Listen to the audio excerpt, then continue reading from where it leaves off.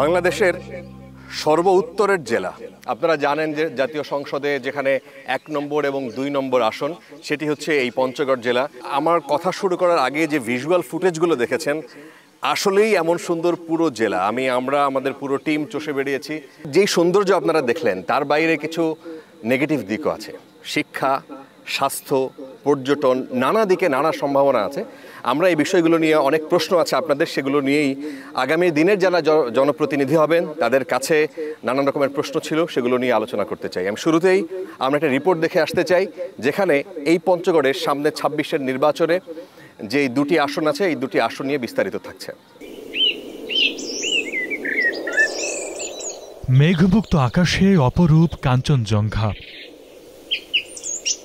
October থেকে November, নানা রঙের আভা।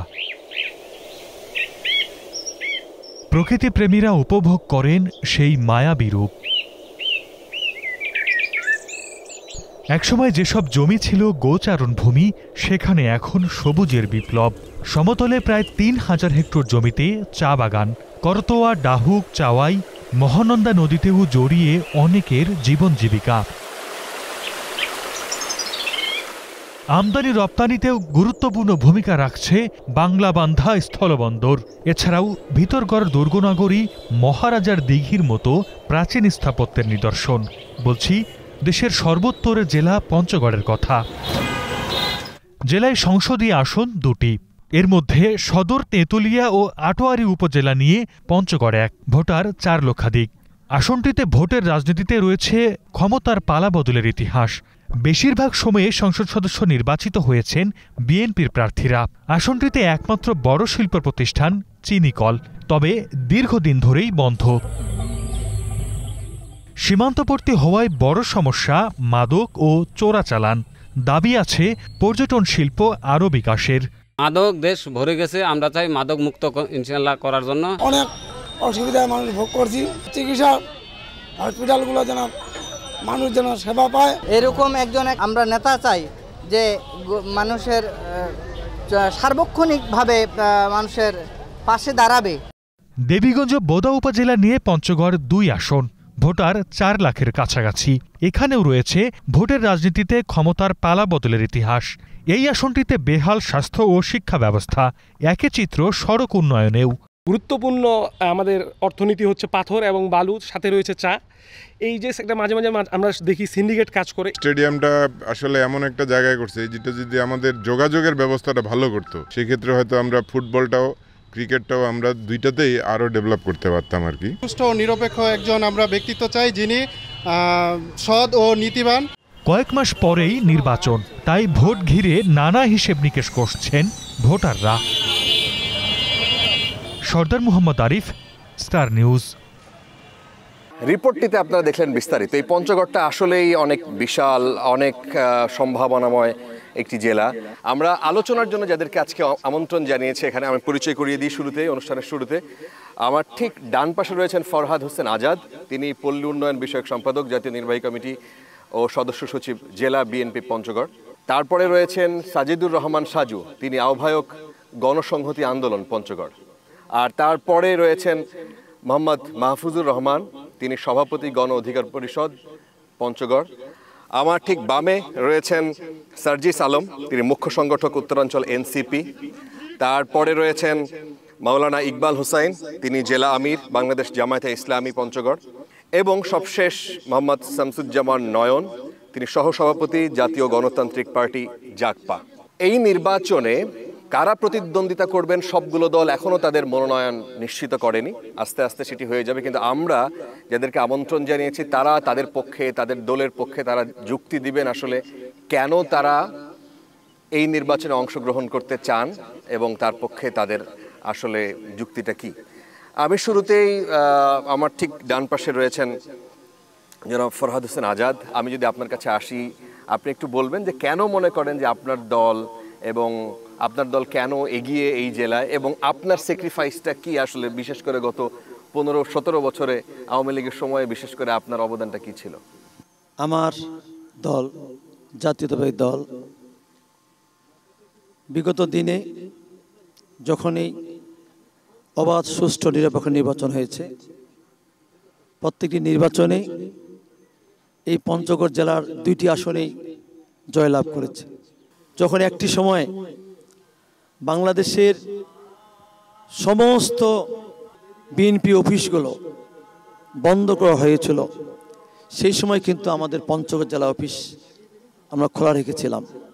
হাজারো ভয় ভীতি শঙ্কা উপেক্ষা করে আমার দল বিএনপি এবং সকল অঙ্গ সংগঠনকে নিয়ে আমরা এখানে কাজ করেছি, এবং আমাদের বিশ্বাস আগামী যে নির্বাচন হবে সেই নির্বাচনে আমার দল বিএনপি এইখানে যাকে নমিশন দিবেন আমরা সেই প্রার্থীর পক্ষে আমরা সমস্ত রকম অনুযোগ অভিযোগ উপেক্ষা করে আমরা সেই প্রার্থীর পক্ষে কাজ করে সেই প্রার্থীকে আমরা জয়যুক্ত করে আমাদের দলের কাছে উপহার দেব। আচ্ছা, আমরা একটু পরের জনের কাছ থেকে শুনি। জনাব সাজিদুর রহমান সাজু, আহ্বায়ক গণসংহতি আন্দোলন। একই প্রশ্ন আপনার কাছে, আপনি কেন এবং আপনার স্যাক্রিফাইসটা কি আসলে? গণসংহতি আন্দোলন একটি আন্দোলনমুখী রাজনৈতিক সংগঠন।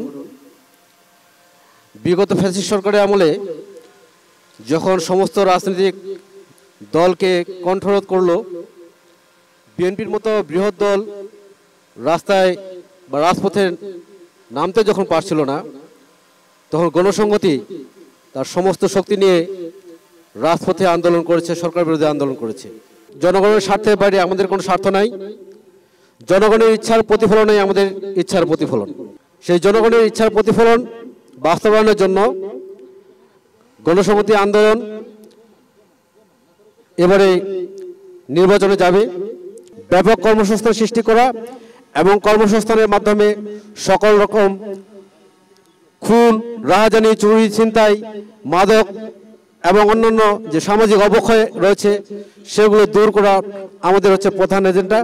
আচ্ছা, এই এজেন্ডা বাস্তবায়ন করার জন্য আমরা একটু পরের জনের কাছ থেকে শুনে আমরা আসবো, এসব আলোচনায় আসবো। মোহাম্মদ মাহফুজুর রহমান। পঞ্চগড় জেলায় আমরা 2018 কোটা সংস্কার আন্দোলনের পর গণ অধিকার পরিষদ 2021-এ যখন প্রতিষ্ঠিত হয়, তারপর থেকে আমরা পঞ্চগড় জেলার মানুষের বিভিন্ন কষ্ট, বিভিন্ন সমস্যা নিয়ে কাজ করছি, আন্দোলন করছি। আমরা পঞ্চগড়ের মানুষের স্বাস্থ্যসেবা নিয়ে বারবার আন্দোলন করেছি, অনশন করেছি। তেঁতুলিয়ায় ড্রেজারের মাধ্যমে পাথর উত্তোলন নিয়েও আমরা আন্দোলন করেছি, এর জন্য আমার মামলা হয়েছে। ইদানিং বেশ কিছু বিষয় আছে, চা পাতার যে সমস্যা ছিল সেটা নিয়েও আমরা আন্দোলন করছি। আমরা যে কাজ করছি এটা পঞ্চগড়ের মানুষ হারে হারে জানে, এবং আগামী নির্বাচনে পঞ্চগড় একের মানুষ আমাদেরকে ভোট দিয়ে ইনশাল্লাহ নির্বাচিত করবে। মোহাম্মদ শামসুজ্জামান নয়ন। ধন্যবাদ। জাগপা একটি গণমুখী রাজনৈতিক দল, লড়াই সংগ্রামের মধ্য দিয়ে এই রাজনৈতিক দলটির জন্ম।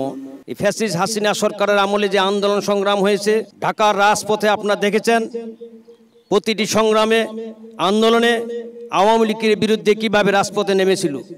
সেই ধারাবাহিকতায় পঞ্চগড়ের মাটিতেও অনেক সময় সীমান্তে যখন হত্যা হয় মানুষ, কোনো দল যখন এই হত্যাকে নিয়ে ভারতের বিপক্ষে কথা বলতে পারে না, সেই সময় আমার জাগপা ব্যানার নিয়ে আমরা সেই ভারতের বিরুদ্ধে কথা বলি। আগামী দিনে আমরা এই এলাকায় এইসব টপিকে আবার আসবো। আমরা এটা একটু প্রাথমিক পরিচিতি পর্ব মোটামুটি। মাওলানা ইকবাল হোসেন। আমি বাংলাদেশ জামাত ইসলামীর পঞ্চগড় জেলা আমির এবং কেন্দ্রীয় মজলিস শুরার সদস্য। ফ্যাসিস্টের জুলুম নির্যাতনের বিরুদ্ধে আমরা লড়াই করেছি দীর্ঘ 16টি বছর। এই বছরগুলোতে আমরাই ছিলাম ফ্যাসিস্ট সরকারের সবচেয়ে বেশি চক্ষুশূল। অত্যাচার নির্যাতন যেভাবে চলছিল সেই অত্যাচার নির্যাতনের শিকার আমি নিজেও হই। বারবার কারারুদ্ধ হয়েছি, 6 বার কারারুদ্ধ হয়েছি। তারপরও আমরা মানুষের দাবি আদায়ের আন্দোলন থেকে সরে দাঁড়াইনি, এবং আমরা কাজ করে গিয়েছি, নিরলস কাজ করে গিয়েছি। আচ্ছা, আমরা সার্জিস আলমের কাছে আসি। সার্জিস আলম এনসিপির কেন্দ্রীয় নেতা, আমরা জানি। আপনি কেন মনে করেন যে আপনার এলাকা পঞ্চগড় এইখানে এনসিপিকে বা আপনাকে এখানে তারা নির্বাচিত করার মতো যথেষ্ট অর্জন আপনার হয়েছে বা আপনাদের হয়েছে? আমরা জাতীয় নাগরিক পার্টি এনসিপি গঠন করেছি এখন 8 মাস পূরণ হয়নি। সো আমরা বাংলাদেশের রাজনীতিতে অভ্যুত্থান পরবর্তী একটা দল।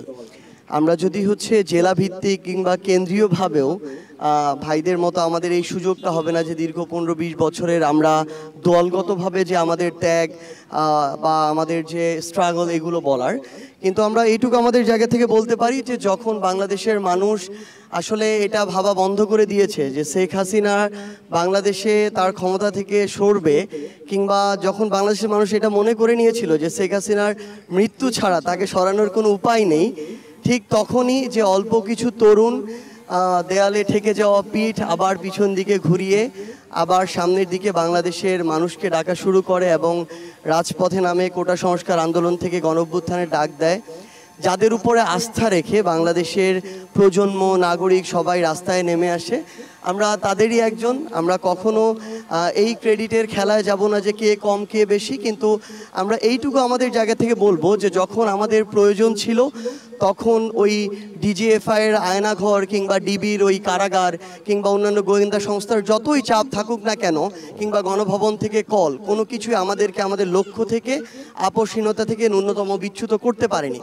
আমরা আমাদের জায়গা থেকে এইটুকু বলতে পারি যে বিগত 7-8 মাসের এক্সপেরিয়েন্সে আমরা আমাদের জায়গা থেকে সর্বোচ্চভাবে চেষ্টা করেছি নিজের জেলার যে যৌক্তিক বিষয়গুলো সেগুলো নিয়ে কথা বলার, যেখানে সুযোগ আছে সাথে সাথে সেই বিষয়গুলো আদায় করে নেয়ার, এবং আমরা এটুকু বলতে পারি যে আগামীতে আমরা কি করতে চাই এবং আমাদের ওই কমিটমেন্টের জায়গাটা আমরা জনগণের সামনে তুলে ধরব।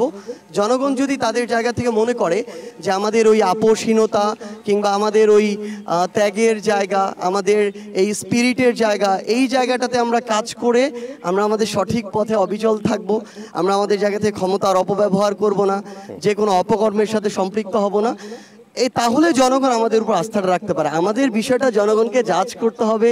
আমরা আমাদের সামর্থ্যের সবটুকু সকল ধরনের দুর্নীতি এবং অপকর্ম থেকে দূরে থেকে আমরা করব। এই পঞ্চগড় এত সুন্দর জেলা, সার্জিস আলম একটা প্রশ্ন তুলেছেন গত কিছুদিন আগে, তিনি ফেসবুকে লিখেছেন আপনাদের এখানে পরিবেশগত সংকট, বিশেষ করে বালু উত্তোলন এবং পাথর উত্তোলন, সেই জায়গাটায় পরিষ্কারভাবে তিনি মেনশন করেছেন যে বিএনপির উপজেলা ওখানে যারা আছেন তাদেরকে কন্ট্রোল করা যাচ্ছে না এবং তারা সেখানে কোনো কোনো ক্ষেত্রে পারা যাচ্ছে না। তার উত্তরে কি আপনার কিছু বলার আছে কিনা? ধন্যবাদ। আমি যে প্রশ্নটা আমাকে করলেন আমি শুধু বলতে চাই যে বাংলাদেশে শুধু পঞ্চগড় নয়, পরিবেশ মন্ত্রণালয় থেকে বালু উত্তোলন, পাথর উত্তোলন, সেখান থেকে অনুমতি নিয়েই কিন্তু বিভিন্ন যেখানে নদী আছে বা বালু আছে পাথর আছে সেখানে কিন্তু তারা সরকারিভাবে যারা এই ব্যবসার সাথে সম্পৃক্ত তাদের কাছে দরপত্র আহ্বান করেন। সেই দরপত্র আহ্বানের প্রেক্ষিতেই এখানে প্রশাসন যিনি লোয়েস্ট হন তাকে সেই দরপত্র প্রদান করেন এবং আমার স্পষ্ট সেটি নিয়ে সম্ভবত সেটি নিয়ে কোনো বিতর্ক নাই। সার্জিসের হাতে মাইক্রোফোন আছে, পরিষ্কার অভিযোগটা যদি আমি শুনি এবং তারপরে তার কাছ থেকে উত্তরটা যদি পাই। আমাদের আসলে এটা আমরা আমাদের জায়গা থেকে জেনেই তারপরে কথা বলেছি যে এগুলো নিয়ে অনেক জায়গায় পাথর বা বালি উত্তোলন নিয়ে বৈধ দরপত্র আছে এবং ইজারাও আছে। অভিযোগটা কোন জায়গাটাতে যে আমরা দেখেছি পঞ্চগড়ের ওই বাংলাবান্ধা থেকে শুরু করে আমাদের যখন এই জেলা শহর দিয়ে আমাদের বালির বা পাথরের ট্রাকগুলো যায়, আমরা বেশ কিছুদিন আগে একদম প্রকটভাবে দেখছিলাম যে রাস্তায় চাঁদা তোলা হয়। যে ইজারা নিয়েছে সে কিন্তু নির্দিষ্ট একটা জায়গা ইজারা নিয়েছে, সে কিন্তু পুরো তেঁতুলিয়া উপজেলা ইজারা নেয় নাই। সো রাস্তায় দাঁড়িয়ে এভাবে যেটা করা হচ্ছিল আমরা স্পষ্ট মনে করেছি আমাদের জায়গা থেকে এবং প্রমাণও আছে আমাদের কাছে যে এটা চাঁদাবাজি ছিল। সো আমাদের অভিযোগ ওই জায়গাটাতে এক। আর দ্বিতীয়ত হচ্ছে আমরা যদি দেখি বাংলাবান্ধা যে আমাদের পোর্ট রয়েছে সেখানেও একদম বৈধভাবে টেন্ডার আছে, শ্রমিক হ্যান্ডেলিংয়ের এই বিষয়গুলো আছে, কিন্তু এগুলোর বাইরেও এসব টেন্ডার যেগুলো লোক দেখানো তার বাইরেও বিভিন্ন ধরনের দলীয়, আমরা বলছি না যে সবাই। আমি এটুকু বলতে পারি যে বিএনপির ওইখানে বাংলাবান্ধা ইউনিয়নের যিনি সভাপতি তিনি খুব সজ্জন মানুষ, কিন্তু ওইখানের কমিটির এমন একজন আছেন যাকে আমি কালপ্রিট বলবো, এবং সরাসরি তাদের মদদে পিছনের দরজা দিয়ে এরকম অনেক টাকা নেওয়া হয়, যেটাকে আমরা চাঁদাবাজি বলবো। সো আমার ওই অভিযোগ অল্প কয়েকজনকে নিয়ে, এটার জন্য আমি পুরো বিএনপিকে অভিযোগ দিব এটা নয়, কিন্তু বিএনপিকে যেটা করতে হবে তাদের জায়গা থেকে ওই মানুষগুলোকে ওন করা যাবে না এবং তাদের বিরুদ্ধে তদন্ত সাপেক্ষে ব্যবস্থা নিতে হবে। এই বিষয়ে কিন্তু আমরা দিনের পর দিন আমরা জেলা প্রশাসকের সভা করেছি এবং জেলা প্রশাসক পুলিশ প্রশাসন সভা করেছি। সেখানে জেলা প্রশাসক এবং পুলিশ প্রশাসনকে আমি আশ্বস্ত করেছি যে আপনি যে নিয়মে এখানে আমাদের বালু উত্তোলন করা দরকার সেই নিয়মের বাইরে কেউ যদি কোনো নিজের ব্যক্তি স্বার্থ চরিতার্থ কোনো ধরনের এখানে নিয়মের বাইরে করতে চান, সেইখানে আপনার আইনগতভাবে যেটুকু সিদ্ধান্ত নেওয়া দরকার সে আইন প্রয়োগ করবেন। এই ক্ষেত্রে আমাদের বিএনপি কোনো ব্যক্তির অপকর্মের দায়িত্ব আমরা বহন করব না, এটা আমরা মেসেজ দিয়েছি। আপনারা সুনির্দিষ্ট কারণে আমি কোনো অভিযোগ পেলেও আপনাদের এখন পর্যন্ত সাংগঠনিক কোনো ব্যবস্থা আমরা নেওয়া হয় নাই বলে অভিযোগ? না, আমি আপনাদেরকে বলি, আমাদের প্রশাসন থেকে যে কোনো বিষয়ে যদি কোনো সুনির্দিষ্ট অভিযোগ আমাদের দলে দেওয়া হয়, আমরা তাৎক্ষণিকভাবে, আমরা যখন কেন্দ্রীয়ভাবে এই পর্যন্ত 7,000 আমাদের দলীয় নেতাকর্মী ব্যবস্থা নিয়েছি। আমরা পঞ্চগড়েও প্রায় 100-এরও বেশি আমার নেতাকর্মীর ভিতরে সাংগঠনিক ব্যবস্থা নিয়েছি এবং আমরা অনেক জায়গায় প্রশাসনকেও বলেছি যে সে যদি আপনাদের দৃষ্টিতে অভিযুক্ত হয় তার ব্যাপারে আমরা আইনগত ব্যবস্থা নেবেন। আর সাজি যেটা বললো, বিশেষ করে বাংলাবান্ধা পোর্টের কথা বললো, সেই ক্ষেত্রেও কিন্তু তার বক্তব্য জানার পরে আমি প্রশাসনের সঙ্গে যোগাযোগ করেছিলাম। সেইখানে প্রশাসনের উদাত্ত আহ্বান জানিয়েছি যে আপনি যেই ব্যক্তি হোক, যে কালপিট, যে সমাজকে কলুষিত করছে, যে দুর্নীতি সম্পৃক্ত হচ্ছে, সে যেই হোক, আমি মনে করি আমরা বিএনপি সেই ব্যক্তির দায় দায়িত্ব বহন করব না। কারণ আমরা 5ই আগস্টের পরে যে বাংলাদেশ আসছে, সেই বাংলাদেশে আমরা যে চিন্তা করি, আমাদের দলে ভারপ্রাপ্ত আছেন তারেক রহমান যে চিন্তা করেন, সে আলোকে আমরা কোনো ব্যক্তির অপকর্মের দায়ভার আমরা এই বিষয়ে জেলা জামায়াতের আমিরের কোনো বক্তব্য আছে কিনা? আজাদ ভাই যে কিছু কথাবার্তা বলেছেন এর সত্যতা আছে অবশ্যই, আমিও মিটিংগুলোতে ছিলাম। কিন্তু আমার প্রশ্ন হলো যে আমরা চেষ্টা করেছি বটে, কিন্তু আমরা তো ব্যর্থ হচ্ছি। প্রশাসন তো তারা মনে করে যে আগামী দিনে কোনো একটি বিশেষ দল ক্ষমতায় আসবে, এই জন্য তারা তাদের আনুকূল্য পেতে চায়, সেই কারণেই তারা তাদের কাছে দুর্বল বলে আমাদের কাছে মনে হয়। এটা একটি বিষয়। আরেকটি বিষয় হচ্ছে যে দল থেকে বহিষ্কার করার একটা বিষয়, অবশ্যই এটা না, তার মানে কি বলতে চান এখনই তাদের প্রতি পক্ষপাতিত্ব প্রশাসন দেখায়? হ্যাঁ, প্রশাসন এই বিষয়ে এটা দেখায়, এটা আমরা অনুভব করি এবং আমরা এটা নিয়ে কথাও বলছি বারবার। আমি গতকালকেও এসপি মহোদয়ের সাথে বসেছিলাম আর সুস্পষ্ট অভিযোগ করেছি যে আপনার প্রশাসন এই ক্ষেত্রে তারা এই কাজগুলো করছে। যেরকম ফ্যাসিস্টের আমলে নিজে যেরকম আক্রান্ত হয়েছি, তারা হেফাজতে নেওয়ার পরে আমাকে 70 কিলোমিটার দূরের পুরাতন মামলায় আমাকেই গ্রেপ্তার দেখিয়েছে। ঠিক তদ্রূপ আপনার কোনো একটা উপজেলায় এই চিত্র দেখা যায় যে এমনিভাবে আমার কোনো জনপ্রতিনিধি রুগী দেখতে গেল, সেখানে কেউ বা কারা ঘেরাও করলো আর তারপরে তাকে একটি মামলা ঢুকে দেওয়া হলো। এটা আমি সুস্পষ্ট নাম ধরে অভিযোগ করেছি। দল থেকে বহিষ্কার করা এটা নিঃসন্দেহে আমরা দলকে পরিচ্ছন্ন রাখার জন্য একটি ভালো উপায়, এটা আমরা মনে করি। সব দলই তা এটা অ্যাকশনে যাবে। কিন্তু আমার প্রশ্ন হলো, যাকে আমরা বহিষ্কার করলাম তিনি যদি আবার স্টেজে বক্তব্য দেয়, আবার যদি আগের দৌরাত্মে চলতে থাকে, আমি তো তাকে বহিষ্কার করেছি, তাহলে তিনি কেন আমার স্টেজে বক্তব্য রাখে? তাহলে এটা কি হয়? তাহলে এটা তো লোক দেখানোর একটা বিষয় হয় কিনা, এ বিষয়েও বিশেষ নজর রাখার জন্য বিএনপির কর্তৃপক্ষ যারা আছেন আমরা ওনাদের দৃষ্টি আকর্ষণ করতে চাই। কিন্তু সুনির্দিষ্টভাবে জামাতের বিরুদ্ধে এই ধরনের কোনো অভিযোগ নাই? তাদের নেতাকর্মীরা এই ধরনের বালু উত্তোলন বা পাথর উত্তোলন এটা ব্যাপকভাবে একটা আশঙ্কার জায়গা বলেছেন যারা পরিবেশবাদী, এখানকার নিয়ে যারা কাজ করেন। জামাত শিবিরেরও একটি ভূমিকা অবশ্যই আছে।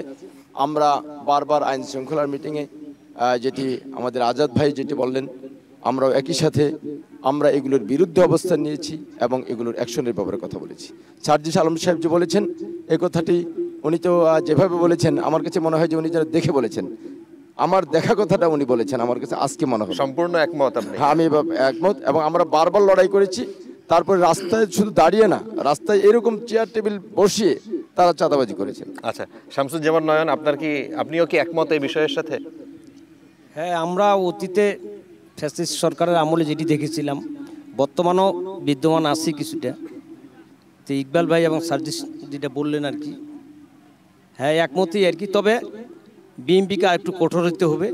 তারা ওই বহিষ্কার করে নাম দেখানো প্যাটের পাতায় একটা লিখিত দিয়ে বললাম তাকে বহিষ্কার করলাম, কিন্তু পরবর্তীতে সে আবার স্টেজে আসে বক্তব্য দিবে, এটা আসলে আমাদেরকে ব্যথিত করে।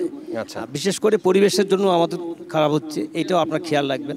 আর প্রশাসন তো আসলেই যে সরকারের আসার একটা দেখবে, প্রশাসন অতীতেও ছিল, এখনও এরকম একটা মনোভাব নিয়ে তারা কাজ করছে আমার কাছে মনে হচ্ছে আর কি। আচ্ছা আচ্ছা, এখানে আরো দুটি রাজনৈতিক দলের গণ অধিকার পরিষদ, আপনাদের কাছে একটু শুনতে চাই যে প্রশাসনের কাছ থেকে আসলেই কি মানে 5ই আগস্টের আগের যে প্রশাসন যেই প্যাটার্ন এবং পরবর্তী যে প্যাটার্ন সেটার মধ্যে কোনো চেঞ্জ আছে নাকি এই ধরনের ক্ষেত্রে বালু উত্তোলন পাথর উত্তোলনের ক্ষেত্রে আপনাদেরও কোনো বক্তব্য আছে এই ক্ষেত্রে এবং আপনারা সহযোগিতা চেয়েও পান নাই?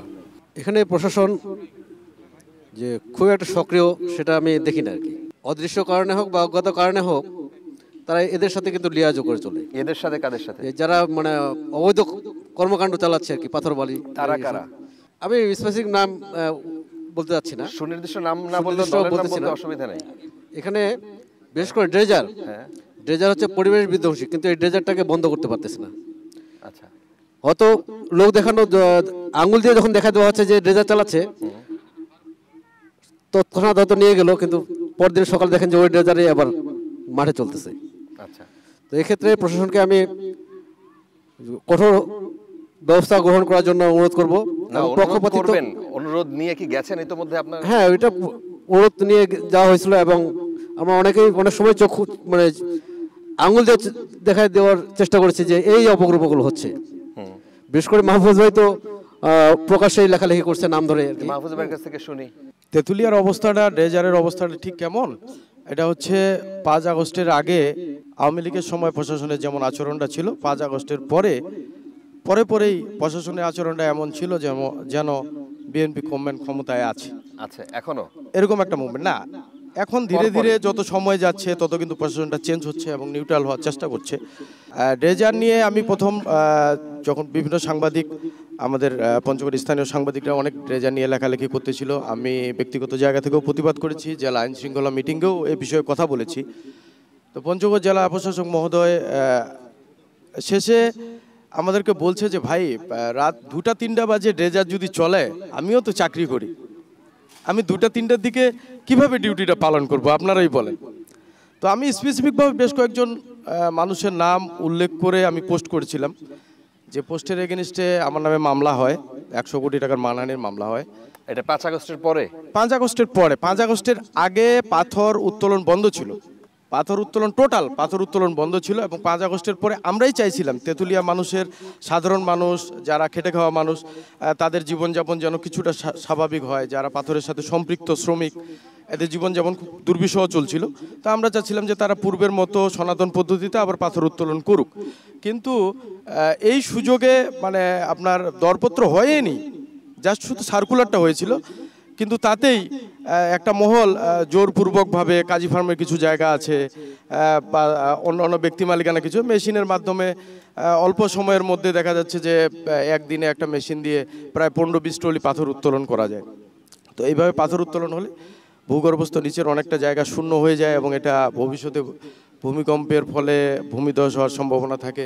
এই জায়গাগুলো চিন্তা করে প্লাস আপনার যে পাথর শ্রমিক যারা আছে, তারা যদি অল্প দিনে সব পাথর শেষ হয়ে যায়, তারা পরবর্তী কি করে খাবে, এই ধরনের একটা বিষয় তেঁতুলিয়ার মানুষের জন্য। তো এই জন্য আমরা বারবার প্রতিবাদ করছিলাম।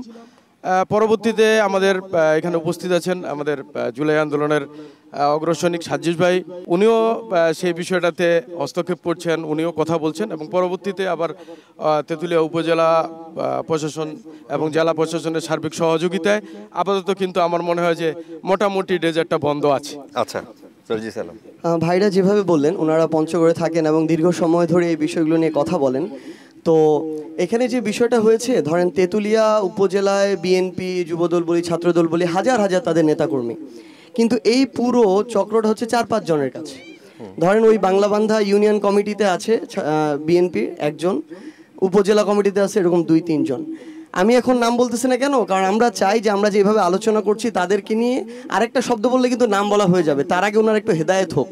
এই জন্য বলতেছি না, কিন্তু ওনাদের এটুকু মনে রাখতে হবে, দুই একটা প্রেস ব্রিফিং আর আগের মতো গলাবাজি করে এই জেনারেশনের কাছে অপকর্ম করে টিকে থাকা যাবে না।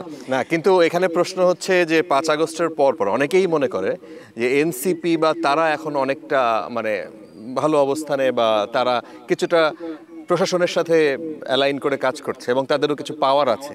বিএনপির কথা অভিযোগ আসছিল, তো তাদেরও কিছু পাওয়ার আছে। তো সেই ক্ষেত্রে তো এই দায় এনসিপির উপরেও পড়ে। তারা প্রশাসনের সাথে কি একেবারেই যোগাযোগ নাই?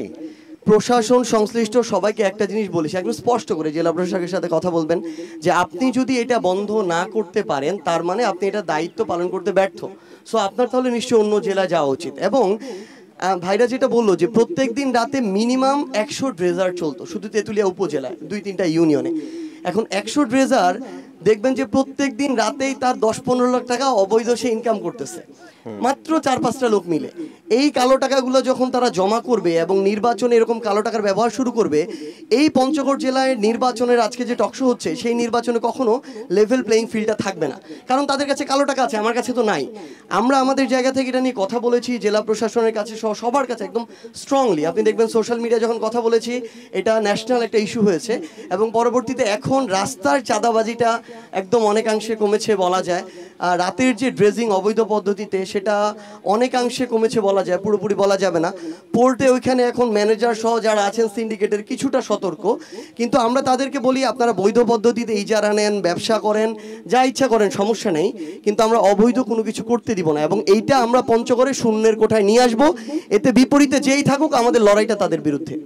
আচ্ছা, যেহেতু বিএনপির নামে এই অভিযোগটা দেয়া হয় যে 5 আগস্টের আগে প্রশাসন ধরেন আওয়ামী লীগের ছিল, এর পরবর্তীতে তাদের, আমি বিনয়ের সঙ্গে আমি বিশেষ করে আমাদের জামাতে আমি ইকবাল ভাই যে কথা বললেন, আমি বিনয়ের সঙ্গে বলতে চাই যে পঞ্চগড়ের প্রশাসন বিএনপিকে ফেভার করে, আমি এটার সাথে কোনোভাবে একমত হতে পারছি না।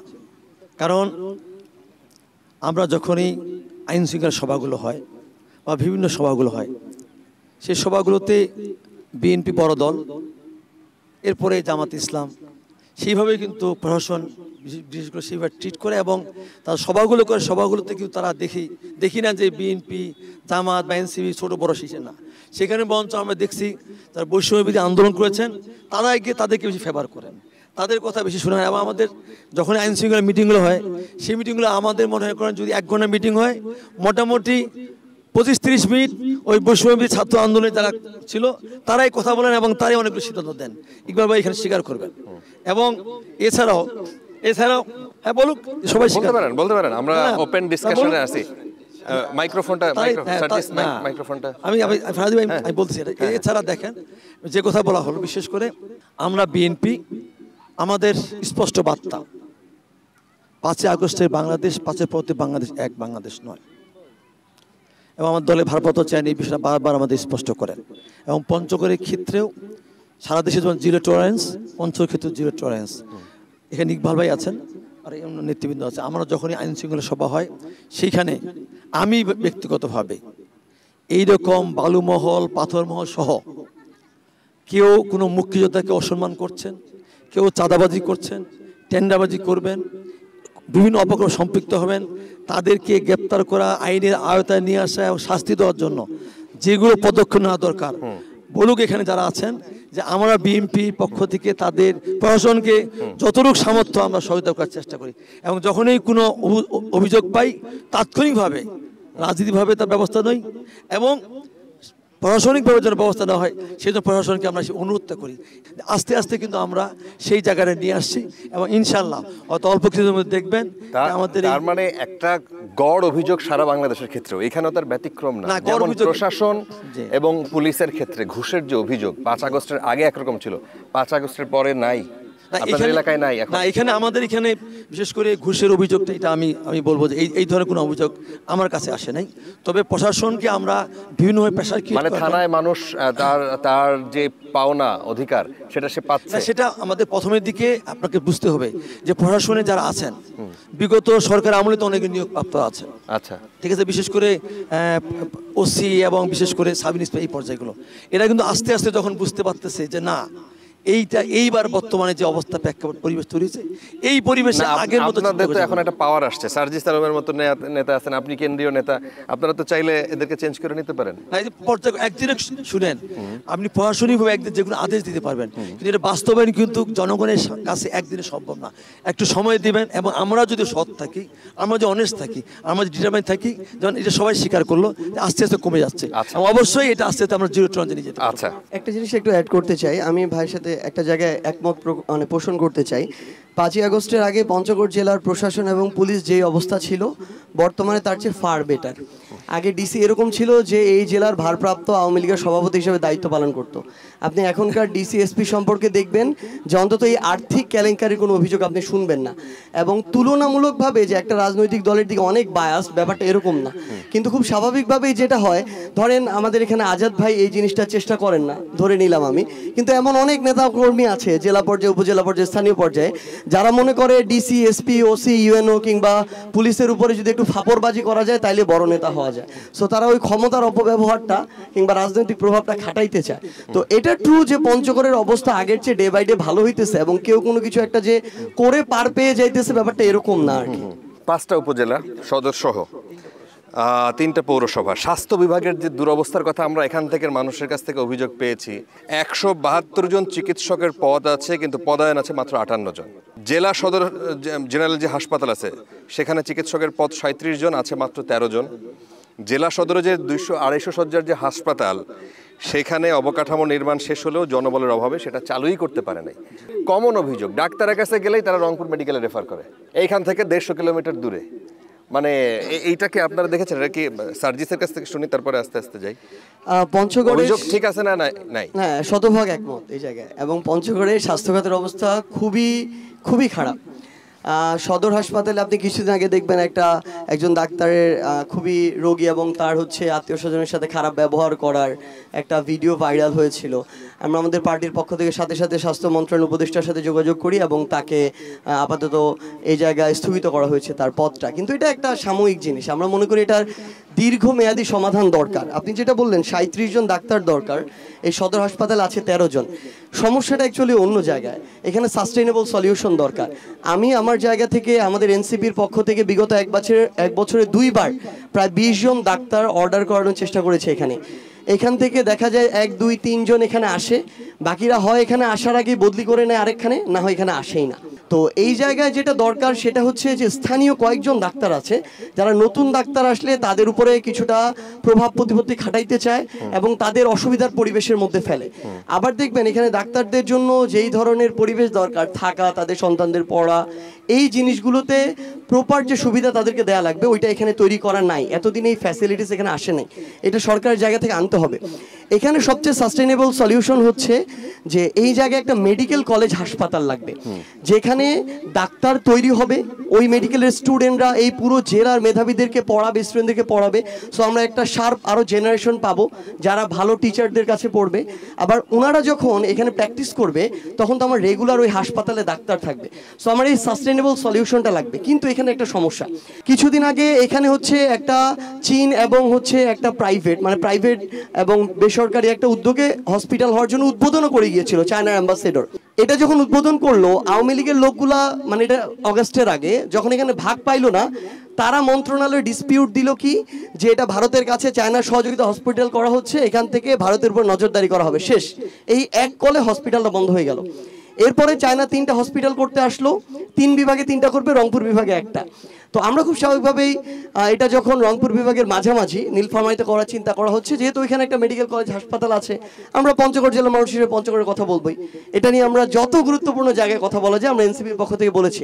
কিন্তু সেই পঞ্চগড়ে হোক আর নীলফামারীতে হোক, দুইখানেই স্লো হয়ে গেছে। আপনি দেখবেন এই গল্পটা আর হইতেছে না। কারণ কি, অন্যান্য জেলার রাজনৈতিক দলের নেতারা তাদের জেলায় টানা শুরু করেছে। এখন সরকারও বিব্রত, চায়নাও বিব্রত, তারা কোথায় করবে নাকি করবে না এই চিন্তায় তারা এখন আছে। সো আমাদের এখানে যেটা দরকার, গ্রেটার স্বার্থে রাজনৈতিক কামড়াকামড়িটা বন্ধ করতে হবে। অনেকেই মনে করেন সার্জিস আলম যেহেতু এই সরকারেরও একটা পার্ট, না হইলেও তার একটা প্রভাব আছে, সে উপদেষ্টার কাছে যাইতে পারে, প্রধান উপদেষ্টার কাছে তার অ্যাক্সেস আছে। তো সে এই সময়ে এসে তার এলাকায় তার হসপিটালের জন্য আসলে কার্যকর কোনো পদক্ষেপের জন্য কোনো সুপারিশ নিয়ে তদবির নিয়ে গেছে কিনা?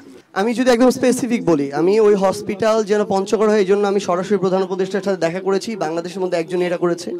সেকেন্ড, আমি চায়নার অ্যাম্বাসেডরের সাথে সরাসরি কথা বলেছি এটা নিয়ে, ওনার অ্যাম্বাসিতে গিয়ে, সেখানেও আমি একাই গিয়েছিলাম। থার্ড, আমি স্বাস্থ্য উপদেষ্টার সাথে এই বিষয়ে 2 বার কথা বলেছি আমার জায়গা থেকে। কিন্তু আমাদের একটা সীমাবদ্ধতা স্বীকার করতে হবে, পঞ্চগড় হচ্ছে রংপুর বিভাগের সবচেয়ে উত্তরের জেলা।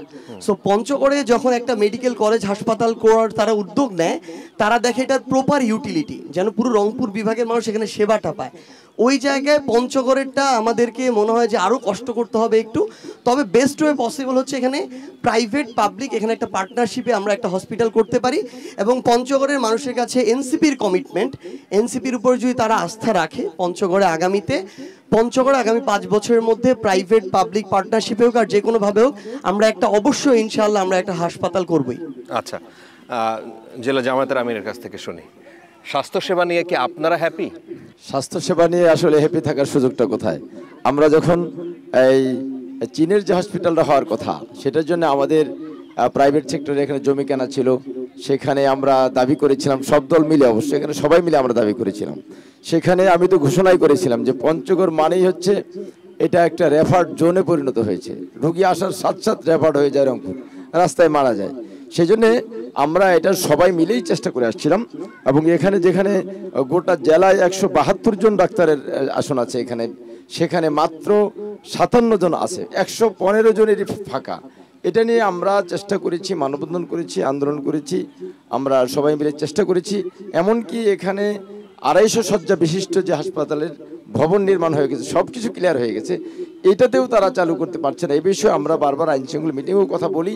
তো এখন আমরা আশা করছি যে আমরা খুব দ্রুততম সময়ে চেষ্টা করব যে ডিজি মহোদয় স্বাস্থ্য এবং স্বাস্থ্য উপদেষ্টা বরাবর আমরা পদক্ষেপ নেওয়ার জন্য। আপনাদের কোনো প্রচেষ্টা ছিল? আপনারা তো বলা হয় যে জামায়াত যেহেতু ভালো অবস্থানে আছে এখন, তাদেরও একটা প্রভাব আছে, তো আপনারা ব্যক্তিগতভাবে কিংবা দলগতভাবে এই জেলার জন্য কি কোনো চেষ্টা করেছেন? আমরা আমাদের আমির জামাত ডক্টর শফিকুর রহমান যখন 26শে ফেব্রুয়ারি পঞ্চগড়ে এসেছিলেন, আমরা সেই জনসমাবেশে আমরা এই ব্যাপারে দাবি জানিয়েছি, এবং ওনার হাতেও আমরা এই দাবির কাগজটা তুলে দিয়ে আমরা চেষ্টা করেছি। আমরা সবাই এই ব্যাপারে আন্তরিক এবং আরও জোরদার প্রচেষ্টা চালাবো ইনশাল্লাহ। আচ্ছা, জনাব নয়ন, কিছুদিন আগে আমরা যখন শুনলাম পঞ্চগড়ে চীন কর্তৃক একটি হাসপাতাল পঞ্চগড়ে হবে, আমরা আন্দোলন করলাম। আজাদ ভাই ছিল, বাকি নেতা ছিল, জামাত ইকবাল ভাই ছিল, আমরা পঞ্চগড়ের মানুষ একত্রিত হয়ে আন্দোলন করলাম, রাজপথে দাঁড়াইলাম। স্কুল মাদ্রাসার শিক্ষা প্রতিষ্ঠানের শিক্ষক ছাত্রছাত্রীরাও ছিলেন। পরবর্তীতে আমরা সেই দাবিটাকে এড়াই গেলাম। পঞ্চগড়ের বৃহৎ স্বার্থে যখন শুনলাম যে উত্তর অঞ্চলের মুখ্য সংগঠক এবং এনসিপি নেতা সার্জিজ আলম পঞ্চগড়ের দিক থেকে একটু চাচ্ছে না এই জায়গায় হোক, এরকম একটা আমাদের কাছে আসল। কি কারণে? যেহেতু সে উত্তরবঙ্গের মধ্যে আছে, পঞ্চগড় স্পেসিফিক না, সেই জন্য তিনি আমার মনে হয় যে ওই রংপুরের দিকে একটু টান দিয়ে নিয়ে যে উত্তরবঙ্গে যেহেতু পঞ্চগড়ে দিলে আমার জন্য একটু সমস্যা হবে। যেখান থেকে শুনেছেন আমি একটু সোর্সটা জানতে চাই। হয়তোবা আমরা সম্ভবত এই হাসপাতালটা পঞ্চগড়ে আমরা স্থাপিত করতে পারতাম। এবং ডাক্তারদের বিষয়টা যেটা বলি আমি এখানে, না এটা কি আপনার অভিযোগ না আপনি কারোর কাছ থেকে শুনেছেন? না, এটা আমি শুনেছি এবং আসলে কিছুটা অভিযোগের সত্যতা মনে হয় আছে আর কি। না, কিভাবে মনে হচ্ছে যে এটা সত্যতা আছে? সরকারের একটা অংশ আপনি বললেন সার্জিস আলম তার বাড়ির কাছে হসপিটাল চায় না, এটা মানে এই হাসপাতাল করতে পারলে পঞ্চগড়ে 1 আসন বা 2 আসন যেটাই বলি না কেন তেমনি এনসিপি হয়ে যায়। সারা বাংলাদেশে পরিচিতি লাভ করতে চায়, সেই পঞ্চগড়ে যাচ্ছিল না যে এখানে একটু হোক, সেই দৃষ্টিকোণ থেকে আমার কাছে মনে হচ্ছিল আর কি। তা আমার মনে হয় আপনিও বললেন যে সরকারের একটা অংশের সাথে, যেহেতু তারা এই ফ্যাসিস্ট সরকারের বিরুদ্ধে আন্দোলন সংগ্রামে সব থেকে সামনে ছিলেন, তাদের একটা কথা রাখলে আমার মনে হয় যে উপদেষ্টা মহোদয় থেকে পরিবেশ উপদেষ্টা এবং স্বাস্থ্য উপদেষ্টা রাখে, আমার মনে হয় যে সামনে উনি এই পঞ্চগড়ের জন্য আমাদের সাথে একমত হয়ে কিভাবে স্বাস্থ্য খাতকে উন্নত করা যায় সেই বিষয়ে পদক্ষেপ নেবেন, এটি আমার কাছে মনে হয়। আপনি দীর্ঘদিন ধরে আন্দোলন করেন, মাহফুজ ভাই আপনার কাছ থেকে একটু শুনি, মানে এই বিষয় নিয়েও আপনার আন্দোলন আছে, সাংস্কৃতিক নানা বিষয় নিয়ে আন্দোলন করেন। মানে এই হসপিটালের একটা বুকে ব্যথা নিয়ে গেলেও ডাক্তার তাকে প্রপার না দেখে বলে যে রংপুরে চলে যান, দিনাজপুরে চলে যান। আসলে আমরা এখানে যারা উপস্থিত আছি কম বেশি সবাই কিন্তু স্বাস্থ্য সেক্টর নিয়ে সবাই ভুক্তভোগী, এবং সবাই চীন মৈত্রী হাসপাতালের ব্যাপারে সবাই আন্দোলনে অংশগ্রহণ করছিল, একসাথেই আমরা আন্দোলন করছিলাম। কিন্তু একটা বিষয় হচ্ছে কি, সেই সময় আমি গভীরভাবে লক্ষ্য করছি, আপনার রিস্কাওয়ালা ভ্যানওয়ালা শ্রমিক ইউনিয়ন থেকে শুরু করে প্রত্যেকটা ইউনিয়ন কিন্তু আন্দোলন করছে। একমাত্র আন্দোলন করেনি হাসপাতালের ডাক্তার নার্সরা। তারা শুধুমাত্র চায় না হাসপাতালে ভালো সেবাটা চালু হোক। যেমন সুগার মিল পারপাসে আমি আমাদের সাজিস ভাইয়ের কাছে গেছি, আমাদের নওশাদ জমির ভাইয়ের কাছে গেছি, ইকবাল স্যারের কাছে গেছি, পঞ্চগড়ের মানুষের জন্য। সুগার মিলের ব্যাপারটা যখন তুললেন, এটা নিয়ে একটু আলোচনা করি। সুগার মিলটা গত 4-4.5 বছর হয়ে গেছে বন্ধ, মোটামুটি বন্ধ, এবং 800-900 মানুষ সেখানে কাজ করে, টোটালি অকেজো জিনিসটা। এইটা নিয়ে আপনারা মানে আপনাদের কি চাওয়া এবং সেটার এই অবস্থা কেন, এর জন্য দায় কার? আসলে বন্ধ এটা হচ্ছে তৎকালীন ফ্যাসিস্ট সরকারের একটা চক্রান্ত, এর বাইরে কিছু না। তখন সুগার মিলে প্রায় 3 মাসের মতো চালু থাকতো, এবং সুগার মিল চালু থাকলে আমরা কিন্তু দেশি চিনিটা পেতাম। কিন্তু আমরা জুলাই আন্দোলনের পরে, জুলাই আন্দোলনের পূর্বে এই বিষয়ে আন্দোলন করার কোনো সুযোগ ছিল না। তৎকালীন এমপি মন্ত্রী ছিল পঞ্চগড়ে, কিন্তু তারা এই ব্যাপারে কোনো প্রকার আন্দোলন সংগ্রামে আমাদেরকে বারবার বাধা প্রদান করতো। আমার বাসা সুগার মিলের একেবারেই খুব কাছে। তো মানে জুলাই আন্দোলনের পরে আমরা জুলাই, আগস্ট, সেপ্টেম্বর কি অক্টোবরে আমরা আন্দোলন শুরু করছিলাম সুগার মিল চালুর ব্যাপারে। তো আন্দোলন শুরু করার পরপর 2বার আমরা প্রোগ্রাম করলাম। প্রোগ্রাম করার পরে আমাদের শিল্প উপদেষ্টা মহোদয়, উনি সাজিস ভাই সহ ওনারা এসেছিলেন।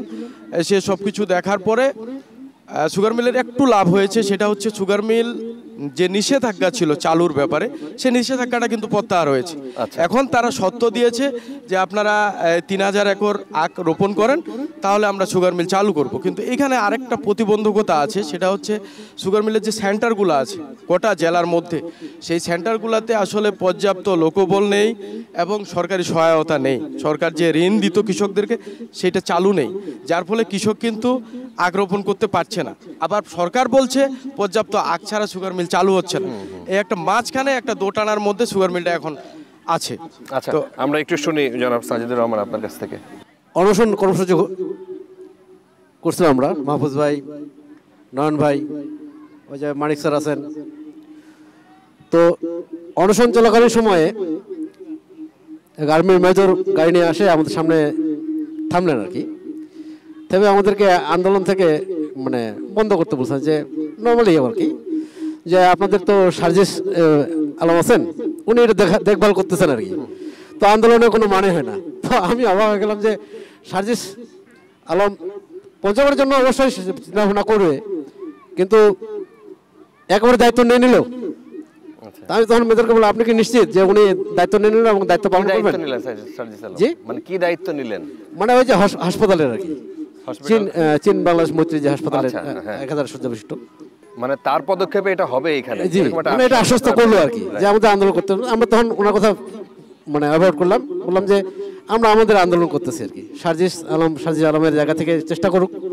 এরপরে আপনার মনে হয়েছে কোথাও যে তার ঘাটতি আছে বা তাদের কোথাও দোষ আছে, যে অভিযোগটা করলেন যে সেই চায় নাই, নয়ন ভাই বলছেন? সেটা আমি অভিযোগ করবো না অবশ্য, কিন্তু সার্জিস আলম যেহেতু একটু উঁচু লেভেলে উনি চলে গেছেন আর কি, ঠিক আছে, জোর জবরদস্তি করারও একটা সুযোগ আছে, সেই সুযোগ তিনি কাজে লাগাতে পারেন। মানে সে ইচ্ছা করলে পারতো, আপনার ধারণা? আচ্ছা আচ্ছা, আমরা একটু ধন্যবাদ আজাদ ভাইয়ের কাছ থেকে শুনি। বিশেষ করে আমাদের যে ডাক্তার সংকুলন, আমিও এই 5 আগস্টের পরে আমার ব্যক্তিগত উদ্যোগে চেষ্টা করেছি কিছু ডাক্তার এখানে আনা যায় কিনা। বিশেষ করে আমার নির্বাচনী এলাকা পঞ্চগড়ের দেবীগঞ্জ এবং বোদায় আমি অনেকগুলো ডাক্তারের নিয়ে আসছিলাম, কিন্তু দেখা যাচ্ছে অর্ডার করার পর তার জয়েন করে না। পরে আমি ডিজি অফিসে যোগাযোগ করলাম, কেন জয়েন করে না? তো ডিজি অফিস থেকে আমাকে বলল যে ভাই, আপনি পঞ্চগড় ঠাকুরগাঁ ডাক্তার খোঁজেন, ওই দিকে যদি বাড়ি হয় তাহলে ওই ছেলেগুলো ওইখানে চাকরি করবে। ঢাকা আসতো কোনো ছেলে পেলে বা ঢাকা আশপাশে কোনো ছেলে পেলে ওই আপনার পঞ্চগড়ে চাকরি করবে না। এই জন্য আপনি দেখবেন যে আমাদের এইখানে যতগুলো ডাক্তার আছে, আমাদের এই আশপাশের জেলা বা পঞ্চগড় জেলা ছাড়া বাইরে কোনো ডাক্তার আমাদের এখানে চাকরি কন্টিনিউ করে না। হাসপাতালের কথা বলা হলো, দেখেন আমাদের ধরুন এই চীন মৈত্রী যে হাসপাতাল, আমরা কিন্তু এখানে সভা করে আমরা পঞ্চগড়ের বাইরেও আমরা জেলা প্রশাসক সহ আমরা বোদা একটি জায়গা এবং দেবীগঞ্জে আমি সেখানে বিভাগীয় কমিশনার সহ সেখানে আমরা ভিজিট করেছিলাম। এটার প্রেক্ষিতে আমাদের অনেকে ঠাকুরগাঁও চেয়েছিল, আমি আমাদের মহাসচিব সাহেবের সঙ্গে বিনয়ের সঙ্গে অনুরোধ করে উনিও বলছেন না ঠাকুরগাঁও সম্ভব না, পঞ্চগড় বা ঠিক আছে তোমার দেবীগঞ্জ হলে সবার মাঝখানে হবে। আমি ওনার মাধ্যমেও সেটা আমি আমাদের বিশেষ করে চায়না এম্বাসিতে বলার চেষ্টা করেছি এবং আমিও নিজে যোগাযোগ করেছিলাম। আর বিশেষ করে যে সুগার মিলটা আমরা খুব আশা করেছিলাম এবং সেখানে সাজিদকে আমি ধন্যবাদ দেই, সে আমাদের শিল্প উপদেষ্টাকে নিয়ে আসছিলেন এবং আমরা সব দল সম্মিলিতভাবে সুগার মিলটা চালু হোক এবং আমাদের এই এলাকার মানুষের শুধু চিনি নয়, আমাদের অনেক বেকার সমাধান হবে, আমাদের অনেক চাষি আখ চাষ করে স্বাবলম্বী হবে। আচ্ছা, সেই জন্য আমরা চেষ্টা করি। আমরা দর্শকদের কাছে কিছু প্রশ্ন নেব, তার আগে এই টপিকে কিছু প্রথমে হচ্ছে সুগার মিলের এটা নিয়ে একটু জাস্ট অ্যাড করতে চাই। আমার কাছে যেটা তথ্য আছে, আমি একদিন যখন দেখি যে শিল্প উপদেষ্টা 3টি সুগার মিল চালুর উদ্দেশ্যে ভিজিট করতে যাবেন উত্তরবঙ্গেরই, তখন আমার সাথে সাথে মনে হলো যে এর মধ্যে আমার পঞ্চগড়ের সুগার মিল বন্ধ, তাহলে আমার অবশ্যই গিয়ে কথা বলতে হবে। ওই দিন 1 ঘন্টার ব্যবধানে আমি তার সাথে দেখা করে যে আপনার এই যে আপনি স্কেডিউল করেছেন এই রুটিনটা একটু পরিবর্তন করে আপনাকে দিনাজপুর থেকে পঞ্চগড় আসতেই হবে, এবং উনি এসেছেন, সবাই ছিল এখানকার নেতৃবৃন্দ যারা আছেন। প্রথমে পাইলট প্রজেক্ট হিসেবে ওই 3টা কিন্তু অলরেডি চালু হয়েছে। পঞ্চগড়েটা হচ্ছে দ্বিতীয় যে প্রজেক্টটা চালু হবে, তার প্রথম 1 নম্বর নামটা হচ্ছে পঞ্চগড়। কিন্তু এখানে আমাদের কিছু শর্ত পূরণ করতে হবে আর কি, যেটা মাহফুজ ভাই বললেন যে চাষাবাদ থেকে শুরু করে সংশ্লিষ্ট আরও বেশ কিছু পূরণ করতে হবে। আশা করি আমরা সবাই মিলে যদি সহযোগিতা করি সেগুলো পূরণ করে সামনের দিকে আমরা সুগার মিল চালু করতে পারবো।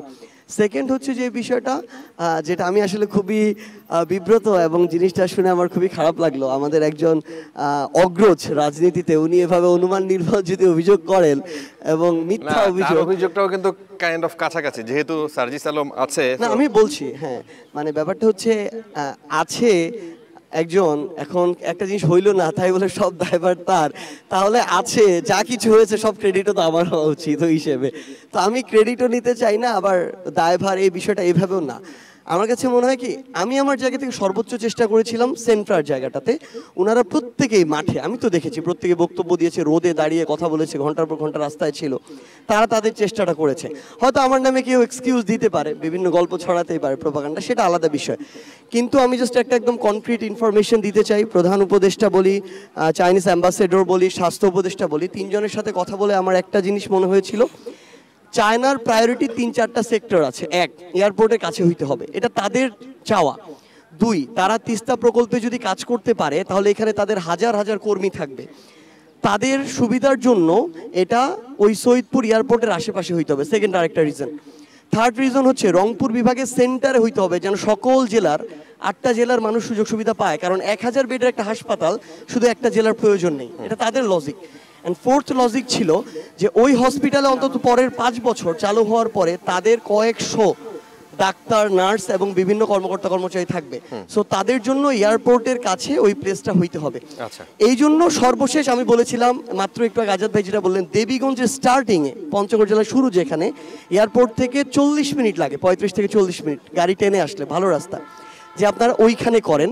এবং তারা ভিজিট করেছিল এয়ারপোর্ট থেকে 20 মিনিটের দূরত্ব, একই রোডে, ওটা নীলফামারীতে পড়ে। সো আমরা আমাদের জায়গা থেকে আশা করছি যে আমাদের দেবীগঞ্জের ওই জায়গাটাতে হোক কিংবা ওই নীলফামারীর স্টার্টিংয়ের ওই জায়গাটাতে হোক, 2টার একখানেও যদি হয়, আমরা আশা করি পঞ্চগড়ের মানুষ এবং পুরো রংপুর বিভাগের মানুষ সেবাটা পাবে। কিন্তু তার চেয়ে গুরুত্বপূর্ণ হচ্ছে চালু হওয়াটা। আচ্ছা, আমরা একটু দর্শক সারিতে যেতে চাই। আমাদের সামনে অডিয়েন্স আছেন, তারা পঞ্চগড়ের মানুষ, সম্মানিত ভোটার। সামনের দিনে তারাই ঠিক করবেন যে কাদেরকে তারা জনপ্রতিনিধি বানাতে চান।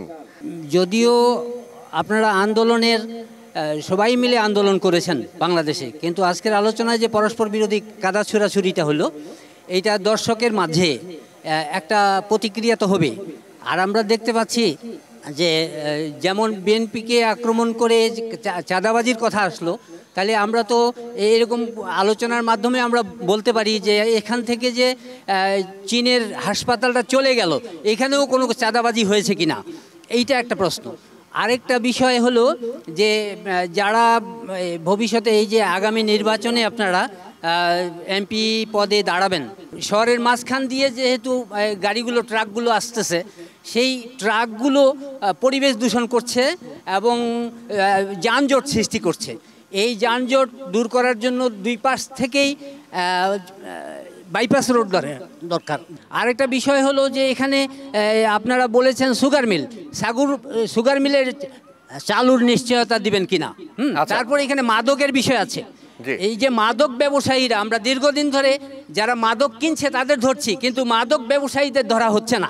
সুগার মিলের কথা আমরা একটু উত্তর নিয়ে নেই, তারপরে আবার আসি। আমি আমার সম্মানিত সিনিয়র যিনি আছেন ওনার প্রতি শ্রদ্ধা রেখে একটা জিনিস বলতে চাই। আজকে এখানে যেটা হয়েছে এটা পঞ্চগড়ের রাজনীতির ইতিহাসে আমি মনে করি সবচেয়ে সুন্দর একটা ঘটনা, যে আমরা সামনাসামনি একদম পূর্ণ শ্রদ্ধা রেখে আমাদের যৌক্তিক সমালোচনা করেছি এবং তারা প্রত্যেকেই এই বিষয়টা অ্যাকনোলেজ করেছে এবং কাজ করার এখানে কমিটমেন্ট দিয়েছে।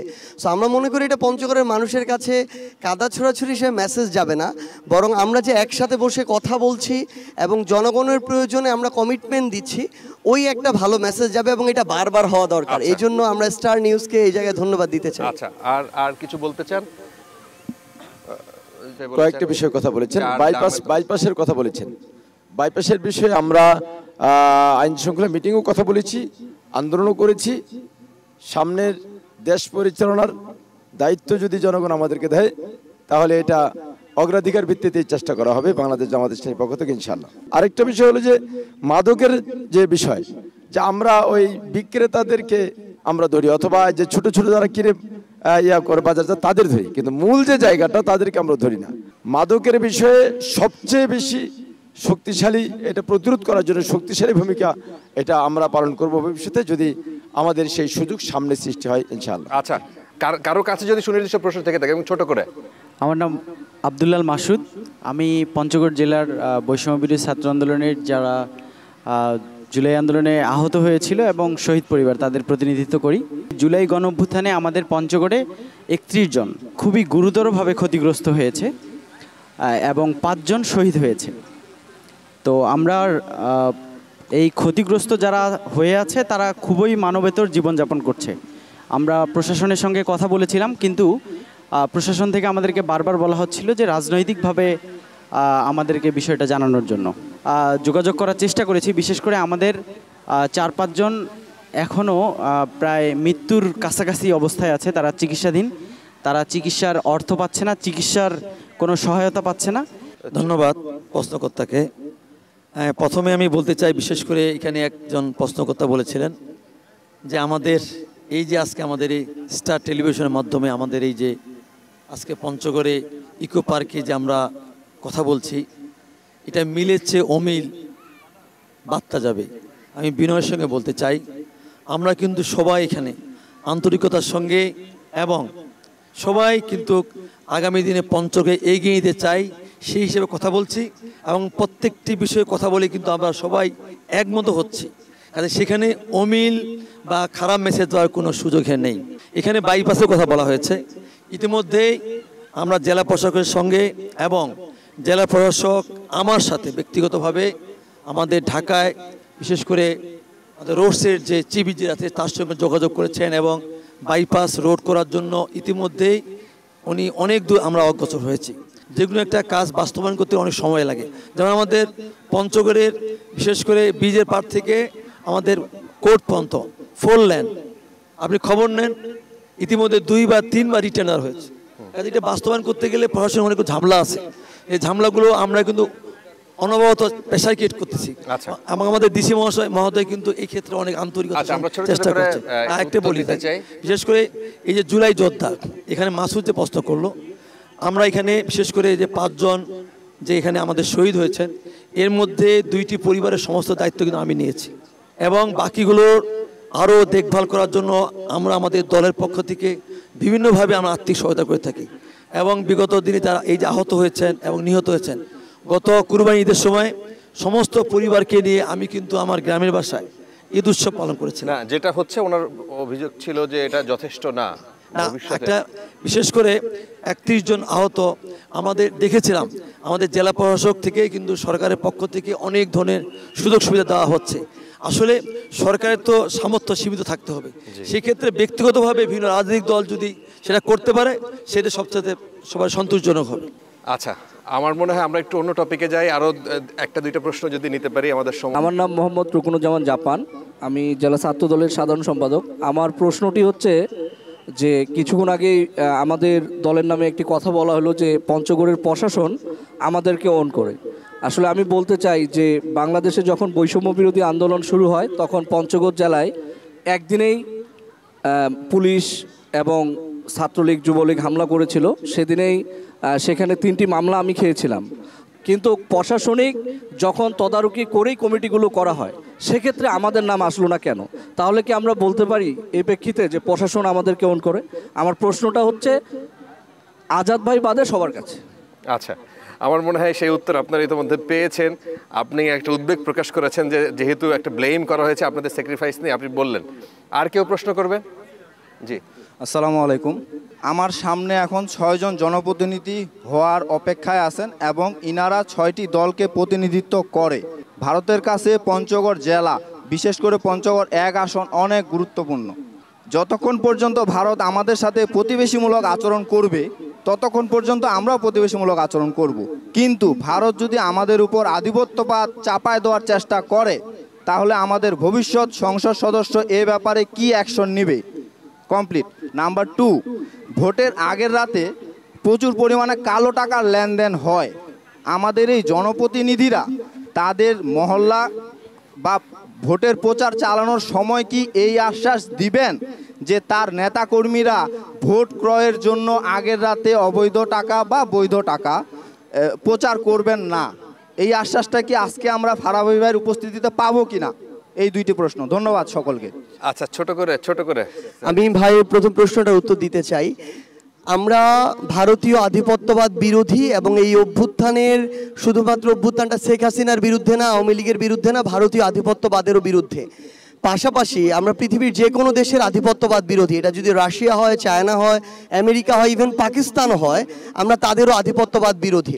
কিন্তু আপনি যেটা বললেন যে ভারত যদি কোনোদিন তার কথায়, কাজে, সম্পর্কে, চুক্তিতে ওই ডিগনিটিটা মেনটেন করে, ওইটুকু রেসপেক্ট ক্রিয়েট করে বা ভ্যালু করে, তাহলে আমরা তাদের সাথে প্রতিবেশী আচরণ করব।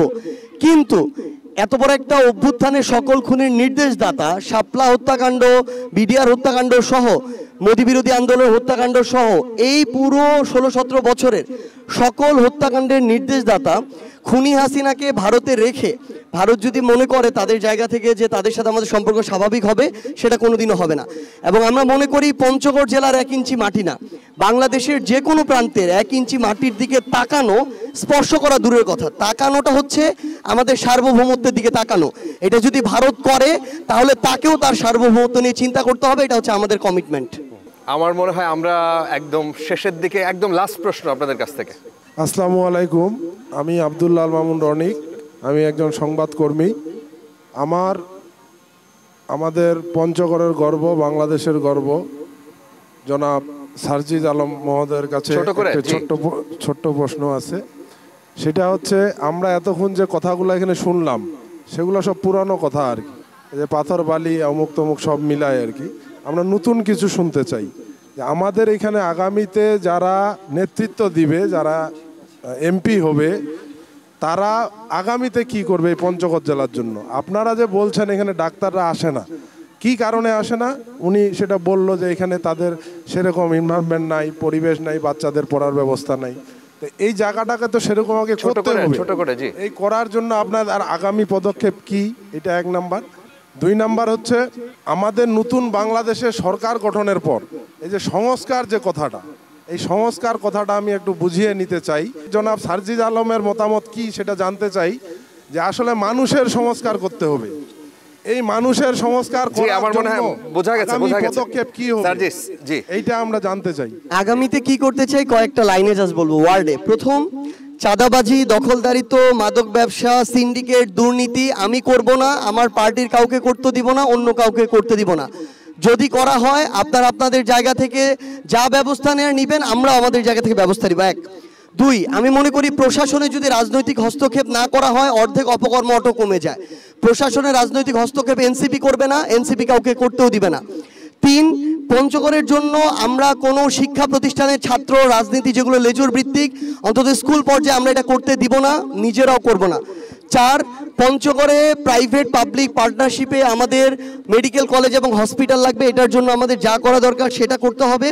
গুরুত্বপূর্ণ একটা বিষয় হচ্ছে আজকে যে রাজনৈতিক পরিবেশ আছে এই অন্তর্বর্তীকালীন সরকারের সময়ে, এটা এনসিপির কমিটমেন্ট। আমরা যদি নির্বাচিত হই আজকে থেকে 1 বছর পরেও এই পরিবেশে আমরা বসবো। নেতাদের মধ্যে কামড়াকামড়ি, প্রতিপক্ষ মারামারি, এই জিনিসগুলো আমরা আমাদের জায়গা থেকে হতে দিব না। আমরা একদম স্পষ্ট করে একটা জিনিস বলি, জনগণের যেগুলো সেবা খাত সেখানে রাজনৈতিক দল কিংবা তাদের নেতাকর্মী, ইভেন যদি আমারও দলের হয়, তাদেরকে আমরা ওইখানে ব্যবসাটা করতে দিব না।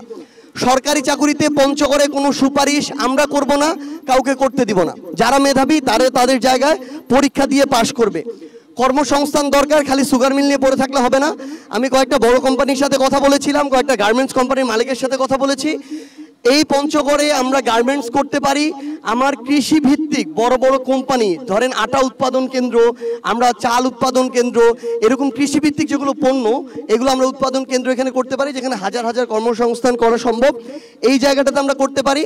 আরেকটা হচ্ছে একটা লাস্ট কমিটমেন্ট, আমরা যদি আমাদের জায়গায় জনগণের প্রতিনিধি হিসেবে পঞ্চগড় প্রতিনিধিত্ব করি, অন্য কোনো রাজনৈতিক দলের নেতাকর্মীকে খালি অন্য দলের এই কারণে আমরা হয়রানি করব না। যে অপরাধী সে শাস্তি পাবে, যে অপরাধী না সে যদি অন্য দলের হয় তাকে আমরা বিন্দুমাত্র হয়রানি করব না, এটা আমাদের কমিটমেন্ট। আচ্ছা, আপনাদের সবাইকে ধন্যবাদ। আজকে যারা আমাদের এই অনুষ্ঠান যেখানে বসে দেখছেন, আমরা আজকে পঞ্চগড়ে, আগামীকাল হয়তো আপনার দরজায় আপনার জেলায় যাব। তো সবাইকে শুভকামনা আমাদের সাথে থাকার জন্য।